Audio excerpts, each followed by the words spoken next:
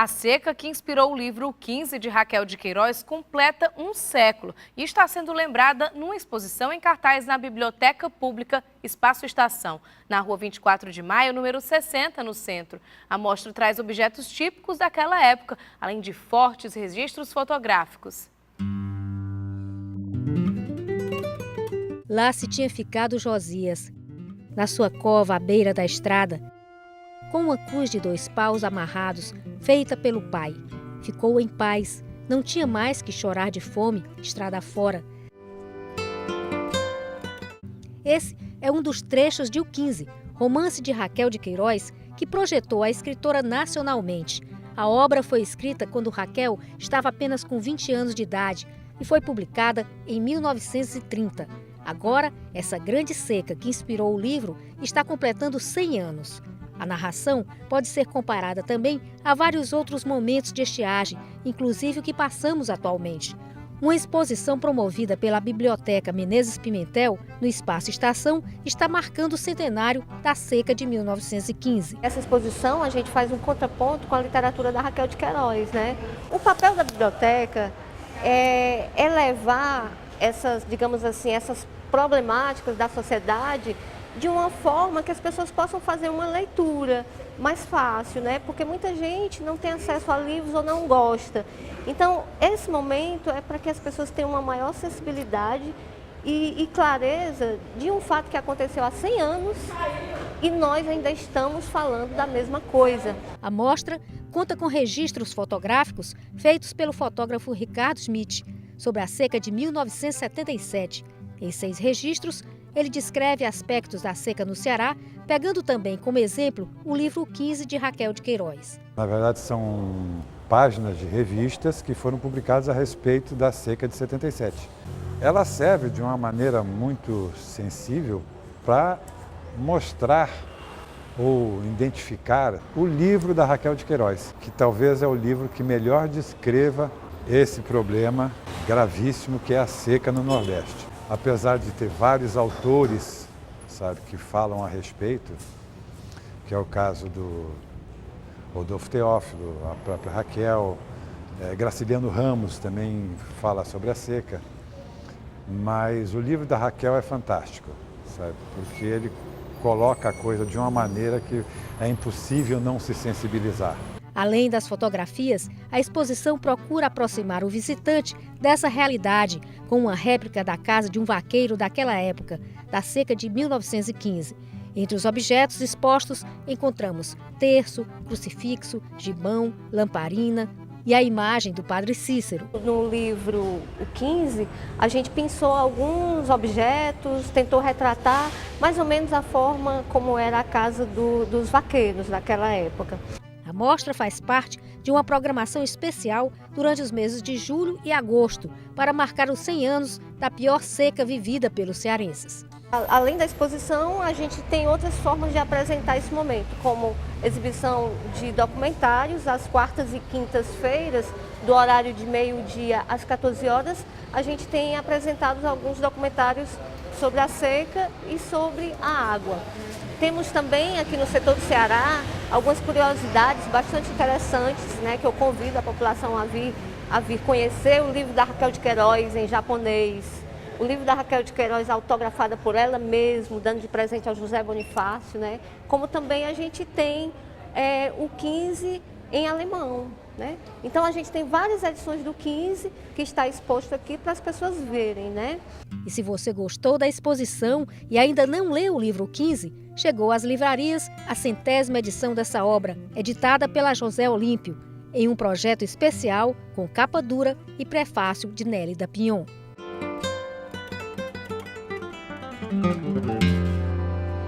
Quem diz o livro de cabeceira de hoje é o jornalista Dalton Moura. Confira a dica literária dele.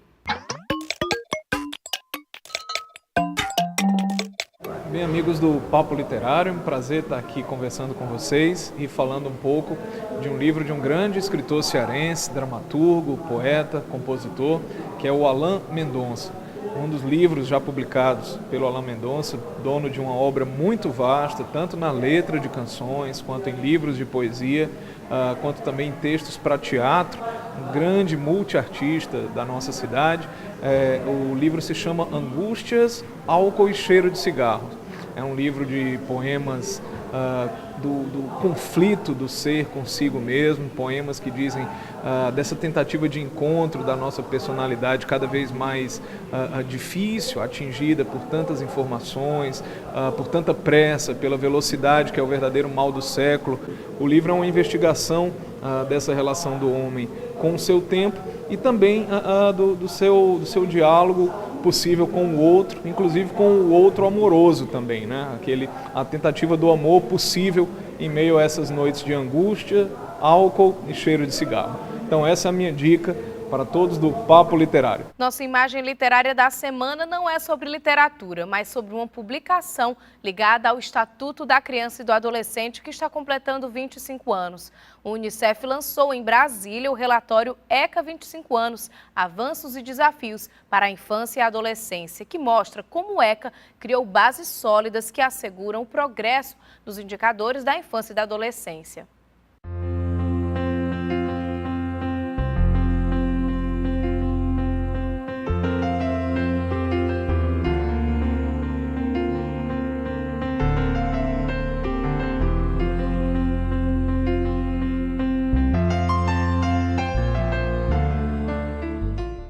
Nós temos recebido várias inscrições para o novo concurso de prosa e poesia do Papo Literário sobre o tema Minha Viagem Inesquecível. O prazo vai até 1º de setembro. Participe!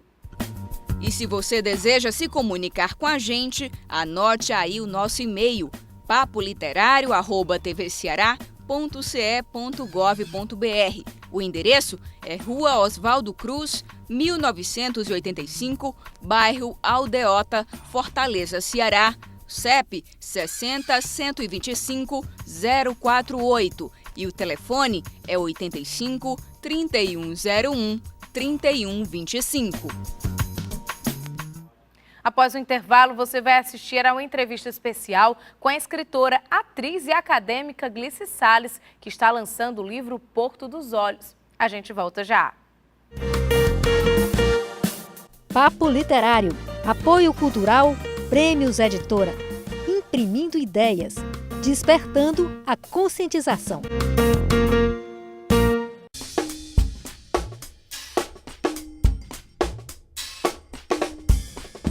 Pois é, Tatiana, é com grande alegria que eu estou aqui ao lado da talentosíssima Glice Salles, escritora, atriz e também da casa, né, da TV Ceará por muito tempo, e voltando a casa para mostrar esse belo livro, Porto dos Olhos, um livro de poesias, né?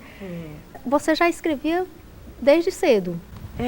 Quando eu era criança, eu me lembro que as vizinhas da minha mãe pediam para eu fazer cartãozinho para elas mandarem flores, presentes, que elas não sabiam escrever. Aí me obrigaram a escrever muito cedo, né?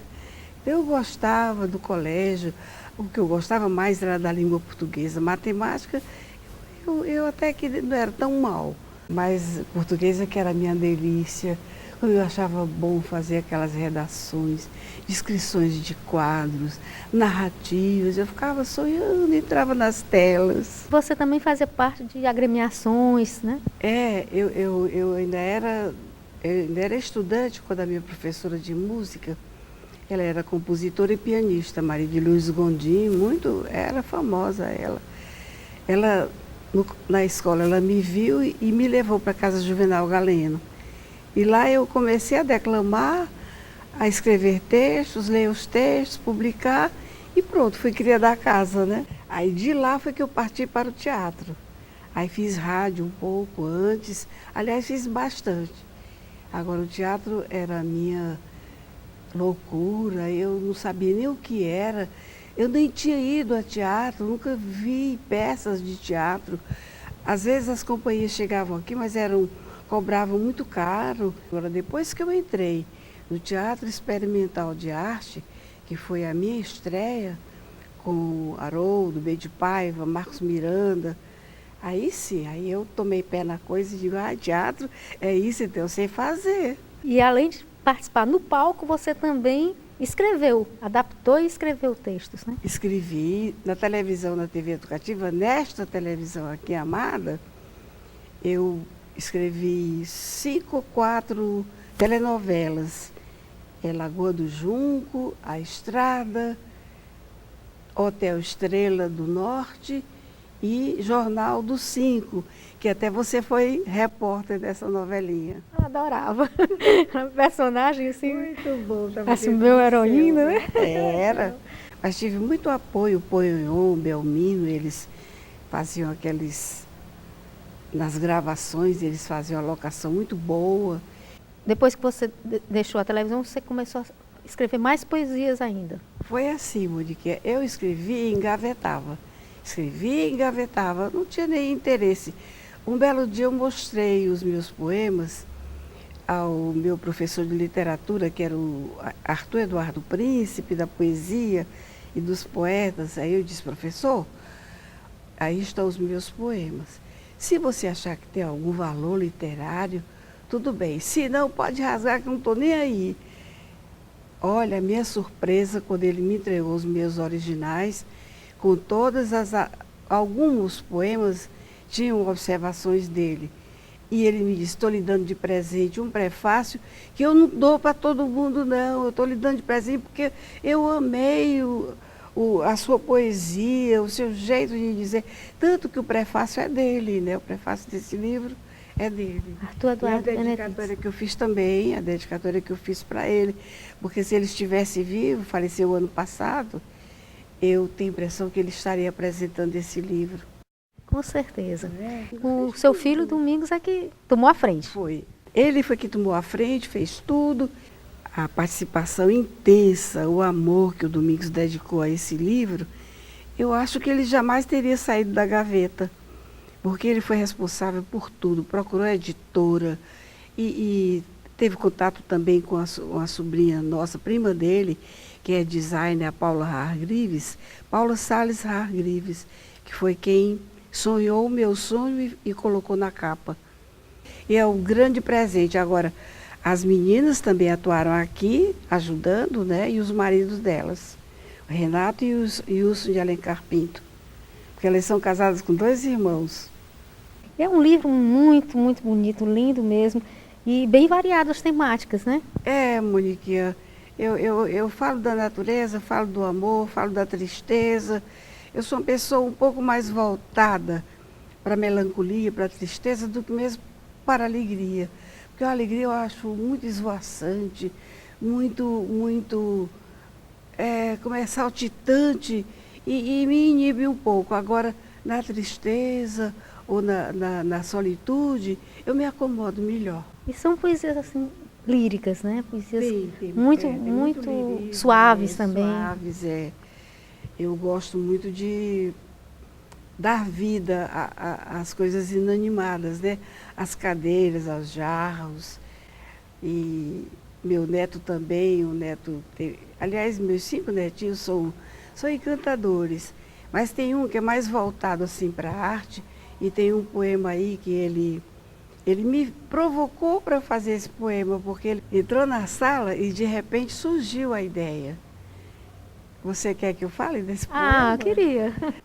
Na sala, Bá me comove. A entrada súbita do anjo me comove mais ainda. As cortinas dançam com o vento, leves, graciosas, brancas, fluidas, acariciantes. Ele sai do quarto, entra correndo na sala, tem o olhar de quem vagou sobre lírios, mas tem pressa. Olha, vó, uma libélula. Procuro em torno. Aonde, Léo? Eu não estou vendo. Na música, vovó. Muito bom, né? Lindo, né? E a poesia é isso, é um jeito diferente de ver as coisas, Ver né? as coisas, como você vê também. Você também faz uma bela homenagem ao José Domingos, né? Seu marido, né? Meu marido, Meu marido, meu Iá, que todo mundo chama Iá. Que é um publicitário brilhante também. Brilhante, era de uma sensibilidade a toda prova. Uma das pessoas mais lindas que eu já vi nesse mundo. E a gente não pode ir contra os desígnios de Deus, mas eu sofri muito com a partida dele. E ainda hoje eu sinto a presença dele em tudo que eu faço, como se ele estivesse também me orientando como a gente trocava ideias quando a gente vivia, né? Quando ele vivia. E tem um poema que eu ofereci para ele, Profecia, e o outro é A Dor das Coisas. Foi depois que ele partiu, todos os dois. Eu estava vendo o poema, ele faz um alerta também para o vício do cigarro, né? Isso mesmo, é. É porque ele começou a fumar desde os 14 anos, gostava muito, não largava. Às vezes ele fazia os textos dele de publicidade, ia para uma mesa de bar, que ele gostava de uma bebidinha, e ele escrevia no papel branco do pacotinho de cigarro, da carteirinha, e escrevia ali alguns poemas, alguma coisa. E então aquilo foi crescendo dentro dele, até que os pulmões ficaram mesmo impossíveis de respirar. Para encerrar, eu queria que você lesse mais um poema para a gente. Eu leio do Iá. Ótimo. Tinha que ser alto e belo, como os ciprestes, para que nas pontas dos pés, como bailarina, me fizesse alcançar seus olhos mansos. Tinha que ser meigo, para não fingir que era doce. Tinha que ser tímido, para tocar-me em segredo, para me esculpir em silêncio, em misterioso encanto. Tinha que possuir mãos longas e etéreas, para cingir-me e fazer-me voar como as libélulas, tontas, tontas de prazer. Tinha que muito saber, para ter a sofreguidão de ensinar-me e sentir-se feliz. Tinha que buscar desesperadamente o ar, porque ele mesmo era diáfano como o ar, e trucidara sem sentir a própria vida em longas baforadas de veneno sutil. Uma beleza de poema. Parabéns e muito obrigada por sua participação no nosso programa Papo Literário. Foi uma grande honra. Eu agradeço o convite, fico muito feliz de estar com você, porque você é brilhante, você assume todas as belezas que a arte proporciona e você é a portadora dessas coisas em tudo que você faz. No livro, na televisão, nas entrevistas, no teatro que você também fez. E pode fazer a qualquer instante, né?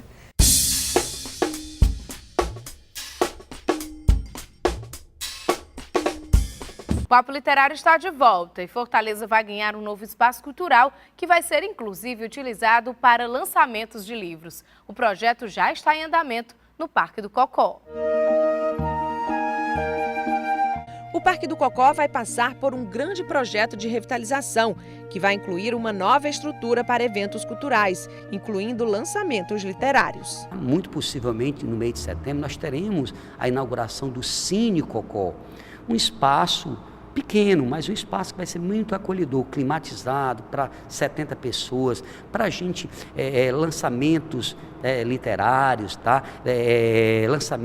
Peças de teatro, principalmente voltado para o público infantil, voltado para a família. Também pretendemos, isso já a médio prazo, o Festival Verde. Tá? O que seria esse Festival Verde? Mini shows, tá? Ali naquele anfiteatro, para também desenvolver esse lado artístico dessa unidade de conservação que é o Cocó. O Dia Internacional do Yoga, dia 21 de junho, ocorria quase sempre, tá? No aterro da Praia de Iracema. E a gente trouxe para o Parque do Cocó e reunimos no domingo à tarde ali cerca de 700 pessoas, de acordo com a estimativa da própria organização do evento. Além de ter esse belo espaço natural para lançar livros, o parque vai realizar uma programação especialmente voltada para os estudantes. Estudantes frequentarem mais as trilhas, Até porque nós temos educadores ambientais, monitores ambientais, que explicam a história do Rio Cocó, a história do Parque do Cocó, tá? O porquê das trilhas terem esses nomes, peculiaridades, né, que cercam, né, essas trilhas, etc, etc. Mas para que tudo isso aconteça, vai ser intensificada a limpeza e a segurança no parque. Como um parque ser mais seguro?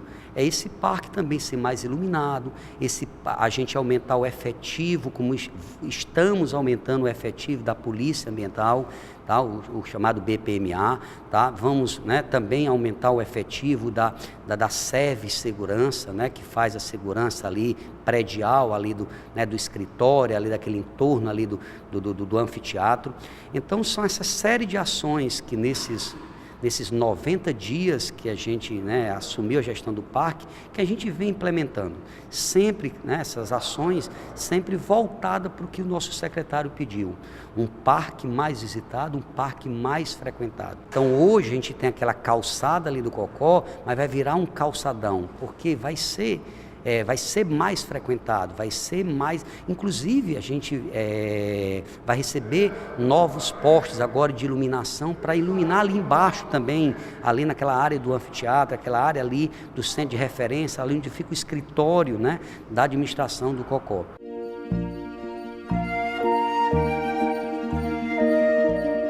Você tem um jeito próprio de escrever? Fique sabendo que muitos escritores têm uma forma peculiar de criar suas obras. Veja nas curiosidades literárias da semana.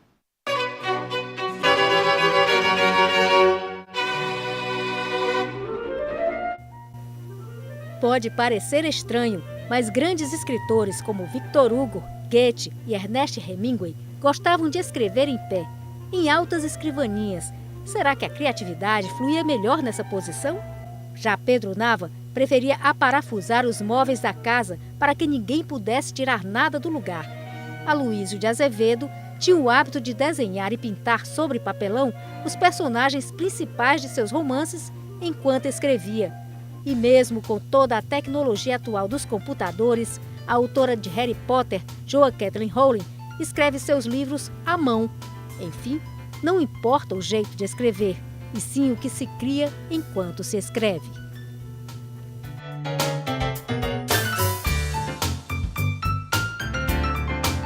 E chegou a hora de saber quais os livros mais vendidos da semana em Fortaleza. A pesquisa foi feita na Livraria Smile.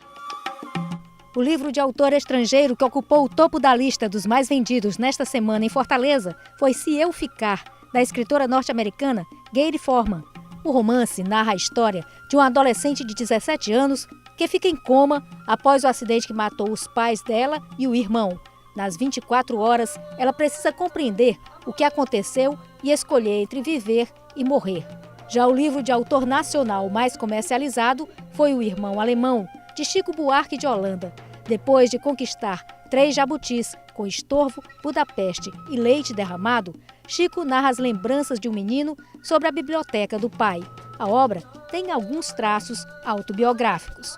E a publicação cearense mais vendida foi Além do Azul, de Luciano Maia e Liliana Popesco. Trata-se de um poemário trilingüe, cujas poesias têm uma tradução mútua do português e romeno com mediação do espanhol.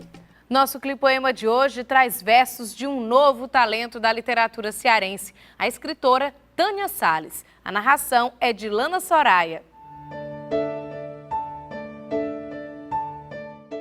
Poemas no chão são pedaços de mim, que saio cantando em meio aos destroços do cotidiano, enganos, troços, mês, dias, anos e anos sem saber de mim.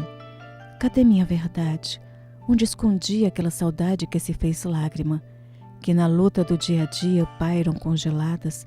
Amanheço poesia e saio cantando poemas no chão.